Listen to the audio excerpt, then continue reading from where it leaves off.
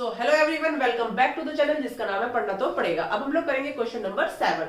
देखते हैं question number 7 में क्या दिया हुआ है। Using theorem 6.1 prove that the line drawn through the mid point of a one side of a triangle parallel to another side bisect the third side. ये side side side दिया हुआ है। अब हम इसको एक बार एक पिक्चर बना लेते हैं तो उस समय क्लियर हो जाएगा कि गिवन क्या है। ठीक है बेटा, तो सबसे पहले हमें एक चीज समझ आई यहां से कि इसमें ट्राइंगल दिया हुआ है। ठीक है, ट्राइंगल दिया हुआ है, पिरामिड टाइप बन गया हमारा। चलो, ये ट्राइंगल दिया हुआ है और इसमें हमें क्या प्रूफ करना है यूजिंग 6.1। 6.1 क्या है हमारी थ्योरम बीपीटी। ठीक, बीपीटी को यूज करना है। That a line drawn through the mid point of one side. कोई भी एक साइड ले लो, पहले एक साइड ले ली मैंने, ये इसको मैं ए बी सी, भाई पहले मैं इसको सही से बना दूं तो ट्राइंगल कहीं से भी नहीं लग रहा। चलो अब थोड़ा बहुत लग रहा है। ठीक है, चलो तो फिर ए बी सी हो गया।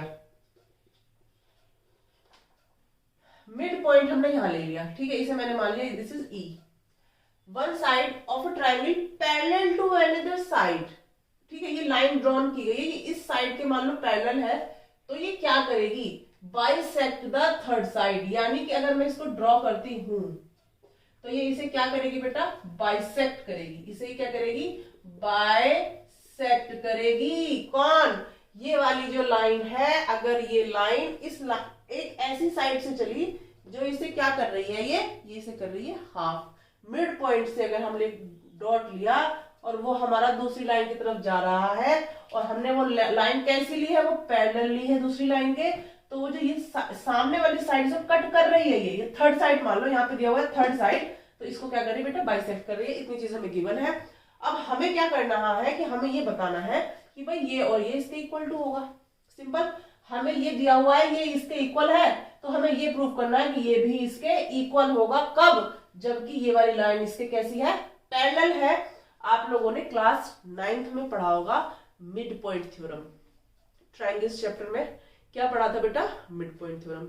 मिड पॉइंट थ्योरम ने क्वाड्रिलेटरल में पढ़ा होगा। ठीक है, उसी तरीके से हमारी conversion of mid point theorem भी है। ठीक है, सो आज हम लोग वही यहां पर रिपीट करने वाले हैं। ठीक है, हमें क्या करना है, हमें उस मिड पॉइंट थ्योरम को प्रूव करना है with the help of BPT. समझ आ गई बात। चलो, सो क्या दिया हुआ है हमें, गिवन क्या क्या है, गिवन है हमें A E is equal to E C.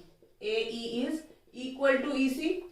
We can write it as A E upon E C will equal to what, 1। Zero मत लिख देना, 1 होगी। ठीक है, ये हमें गिवन है। और दूसरी चीज क्या गिवन है बेटा, ई सी एंड ई सी, अरे क्या है, ई सी नहीं, ये है एफ, तो E F is parallel to B C. ये भी हमें क्या है बेटा, गिवन है। अब हमें प्रूफ क्या करना है, what to prove, what to prove, A F will equal to B F. A F will equal to B F, ये हमें क्या करना है, प्रूफ करना है। तो चलो, अब हमने कंस्ट्रक्शन कर लिया है। ये लाइन वैसे तो दी हुई है, कंस्ट्रक्शन की जरूरत नहीं है। तो ई और एफ क्या हो गया हमारा, ये सब चीज हमें यहां पर समझ आ गई, हमें क्या क्या दिया हुआ है। अब हमें क्या करना है बेटा, इसको प्रूव करते हैं। इसको प्रूफ क्या होगा हमारा, देखो सबसे पहले हमने क्या करना है, ट्राइंगल ले लिया। कौन सा ट्राइंगल है हमारे पास, एक ही ट्राइंगल है यहाँ पर, है तो वैसे 2 ट्राइंगल। ठीक है, but in triangle A B C हमें क्या करना है बेटा, क्या अप्लाई करना है, BPT. In triangle A B C apply BPT. क्या कर दिया, बीपीटी अप्लाई कर दी, तो हमारा क्या आ जाएगा, A E upon E C will equal to A F upon B C. ठीक है, अब कहानी हो गई हमारी यहां से शुरू। इसे मैंने इक्वेशन 1 माना और इसे इक्वेशन 2 माना। ठीक है, अब आपको एक चीज दिखाई दे रही होगी यहाँ पर, जो ए ई अपॉन ई सी है वो कहीं ना कहीं यहाँ पर भी आपको दिख रहा है। ठीक है, तो ये ए ई अपॉन ई सी किसके इक्वल टू है बेटा, 1 के इक्वल टू है। सो क्या मैं इक्वेशन 1 एंड इक्वेशन 2 का यूज करके इक्वेशन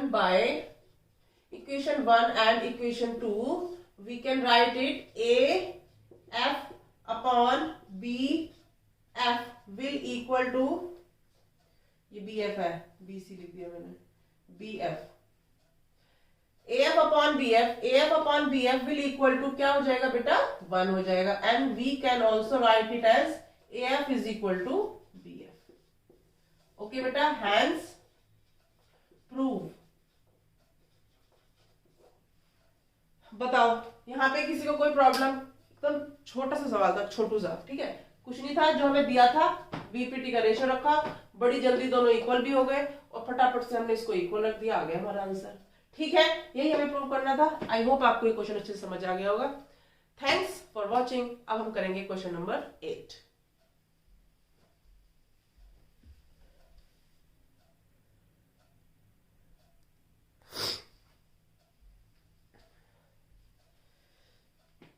अब हम करेंगे question number 8. Thanks for watching.